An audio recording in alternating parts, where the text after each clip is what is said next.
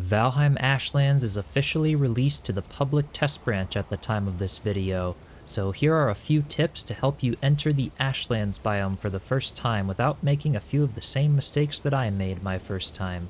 So let's jump in. The first thing you'll need to do is get the drop from killing the Mistlands boss, the Queen, and she will drop Majestic Carapace. And then with that, you can go ahead and enter into the building mode and go into crafting, and you'll see the Artisan Press with 5 black marble, 5 bronze, and 1 of the Majestic Carapace. And you'll just place this by the Artisan table here, and by placing that, we now unlock a few more recipes, one of which, the most important of which right now, being the ceramic plates, and then you can see the shield core here. So you'll want to craft a bunch of ceramic plates, which are just 5 black marble for 5 of them. And once you have 30 ceramic plates, along with 100 iron nails, 60 fine wood, and 25 Yggdrasil wood, you can go ahead and craft the Drakkar, which is the huge boat that comes along with the Ashlands update. And this is absolutely amazing. Super insane. There it is in comparison to the previous longship, so quite a big improvement. And there's the storage capacity, for those of you wondering, the equivalent of a black metal chest there, which is not only going to be super helpful for carrying a bunch of stuff over to Ashlands, but you also will actually require this boat because the ceramic plates make the bottom of it fire resistant to be able to sail through the boiling water on your way to Ashlands. And before you set sail, here are some things you should bring to be prepared. Starting off with the shield core, you're going to want to go ahead and craft one of these with 1 black core, 1 surtling core, and 5 ceramic plates. And this is used to craft a shield generator, which I made the mistake of not bringing, and it's actually really important. And if you go into crafting and then miscellaneous tab, you'll see here the shield generator, which can be made with the shield core, 5 copper, 5 iron, and this is used to protect against the weather and incoming projectiles of the Ashlands, which is super useful if you want to set up a mini base out there to get yourself started. And because we can't teleport with metal, assuming you're coming from Mistlands to Ashlands, then you'll want to be sure to bring 5 iron, 5 copper, and your shield core with you in your boat on your way to Ashlands. And aside from having the things to make your shield generator, some additional things you'll want to bring on the boat are a few stacks of black marble. This will be so that you can set up a temporary little shelter around your portal or workbench in the Ashlands, since the black marble building pieces have the most health before Ashlands building pieces. You'll want to bring some stuff for at least 1 portal. I like to bring stuff for 2 portals. And then some things for a stone cutter and workbench. And of course, you're welcome to fill the rest of this space with extra food or extra metal, things for a smelter possibly, and other things of your choice, but these are kind of the necessities to get you started. And then as far as inventory goes, I like to have the Mistwalker sword and then a backup weapon that is the Frostner. These do blunt as well as frost and spirit damage, all of which the undead skeletons and creatures of the Ashlands do not like, so these are 2 very great weapons to have. I then have the Joggerfang bow, or whatever bow of your choice, along with some frost arrows. And then I have the Carapace shield. You could bring a buckler shield, but because I'm assuming you don't know the timing and parrying that well of brand new enemies, it's always best to bring a tower shield when you're not sure. And then I like to bring some meads, so the Lingering Stamina mead, the Major Healing mead, as well as the Fire Resistance Barley Wine, since it's a very fiery biome. And then a hammer. I also like the Demolisher just because of the knockback, and if it's just you and you're not playing with a bunch of friends, this can be really great because you can stand on top of a rock and smash this thing down and knock the enemies back and clear yourself a little space to get out of a sticky situation. And then for food, I have the Mistlair Supreme, the Meat Platter, and the Fish and Bread. This is my choice for a tank build, along with the Carapace armor set and the Feather Cape.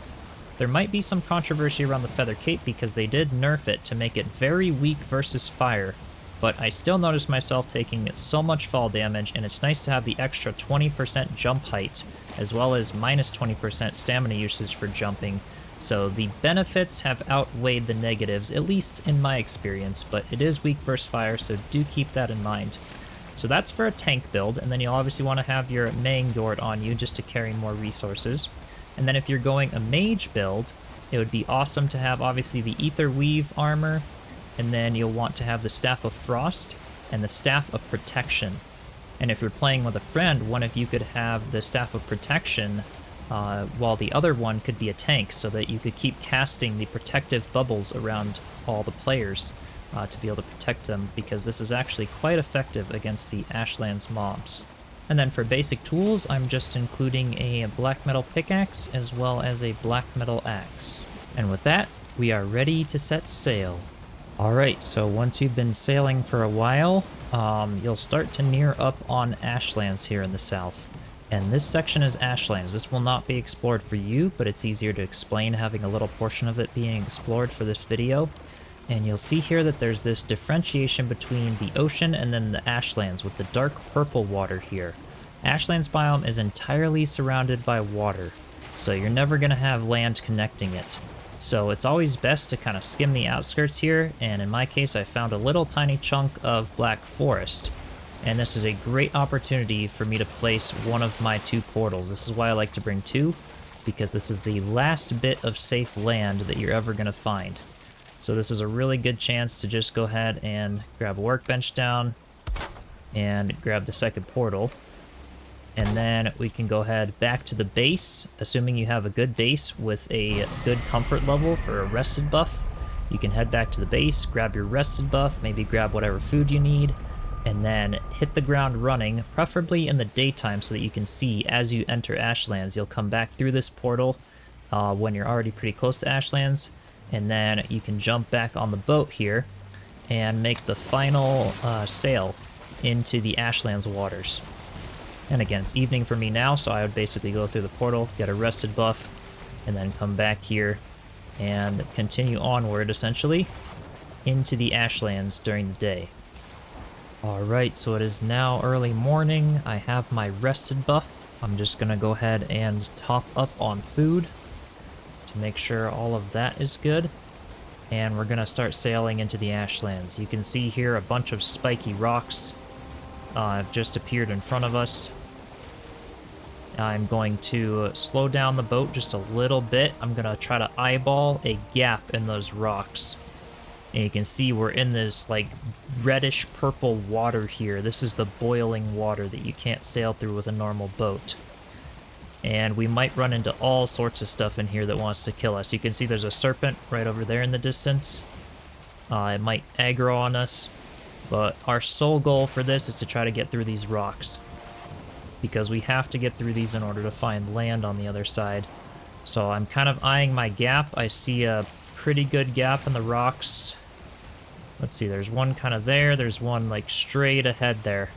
So I'm going to kind of turn the boat into it. I'm going to drop the sail a little bit to get some speed. You can see now we've officially entered Ashlands. The lighting has changed. Now we're going to see if we can get in here. I'm going to go full sail for that gap in the rock. That serpent is already going to be on us, I'm sure of it. But we're going to ignore it. We're going to ignore everything that's going to try to come after us right now until we're through these rocks. This is going to be hard to navigate, and that's our only goal right now, is to get to land. So yeah, we're going to smack the boat on stuff. We're going to get chomped with the serpents. We've got vultures up here. I believe that's what they are, that are going to try to come and attack us. We're just going to ignore it. Our big goal here is to get to land. Yep, we're just going to ignore them. They're going to try and attack the boat, but that's okay. I'm going to go ahead and slow down just a little bit. Now that we're coming a little closer to land, there's the serpent there, shooting stuff at us. So we're being attacked from everywhere right now. But again, you can see we're managing to just ignore it, and that's okay. The vultures can't kill us when we're in the driver's seat. They can only do damage to the boat itself. So once we're here, now we can jump off and try to place the workbench. As soon as we get out of the seat, we're going to start taking damage. So this is a great time to get the crafting and get the workbench ready, and we're going to run. We're going to run for it. And we're going to try to place the workbench. Maybe in a fairly sheltered spot if we can. Something like that. I'm going to go ahead to my sword and shield. We're going to try to kill all the vultures and stuff that was on us here. So now we've got those taken care of. We're going to go to our portal and plop this down. And that's going to hopefully connect. Yep. So that's connected now to our house. The serpent's there. And now we are finally safe enough. That serpent does come very close into land. We're just going to let it be there. The boat has tons of durability. And now we're going to try to clear the area around us while we have our portal placed. Because we want to have a fairly safe area. And once we kind of have a safe area, we can start blocking out black marble all the way around the portal and the workbench. And create ourselves a miniature little base to sort of set up here. So I'm not going to care if the boat gets destroyed. It very well might, because of the fact that the serpent followed us all the way in here. It looks like we're getting there. We're getting pretty safe. So I'm going to go grab my black marble, which is in the boat storage, and the stuff for the stone cutter that I built. And we're going to start creating a mini base here to set up. Alright, so I have the stuff. I've got some black marble and the iron. You can see we're met by one of the exploding blob thingies here. Just gonna give us some drops. This is the drops. This Grouston, I think is how you pronounce it. That's the new type of stone where we can build all these structures and new building pieces with. But while we're here, just make sure you're safe for a little bit before we enter into the building mode. I have my black marble and things for the stone cutter, so we're gonna go ahead and place a stone cutter. And we're just gonna start blocking out an area with the black marble here. Just as much as we can. I'm only carrying 50 at a time, so I'm going to run out here pretty soon. There we go. So that's all I can get for now. I'm going to go ahead and destroy my portal here. And I'm going to go ahead and put it back within here. Very tidied up and close to the workbench now. So this is going to become my mini base here. And I can go grab my other stack of black marble and stack this up to be 2 of these things high. Just to create a barrier in the hopes that if we die, our portal is going to be more likely to not be broken yet. And this serpent is being kind of crazy. It's still not going away, so we may have to take the bow in this case and try to keep attacking Bone Maw. You can see it's doing damage with the frost arrows. It doesn't like the frost arrows. So if we can stay on top of it there, we'll take care of it in no time. It doesn't have a ton of health here. Alright, it's almost out, and that way at least our boat is going to be safe. You can see it's been attacking the boat this whole time, and the boat is still not destroyed. The boat is on incredibly low health, as you can see here. And we could even just go ahead and put another workbench here very close to the boat. But the nice thing is, too, when you have a workbench close to the side, like we could have built that little base right next to the boat here and been able to repair it. But we could just go ahead and give the boat a repair here. May as well while we're safe. You can see we've already got a guy over here trying to attack the portal. So I'm just going to go ahead and get ready for this fight. It's a Twitcher, it looks like, a 1-starred. And it's already aggroed here, so let's see, we'll give it a shot. We've got a couple of them. If I can aggro one at a time, this would be really good.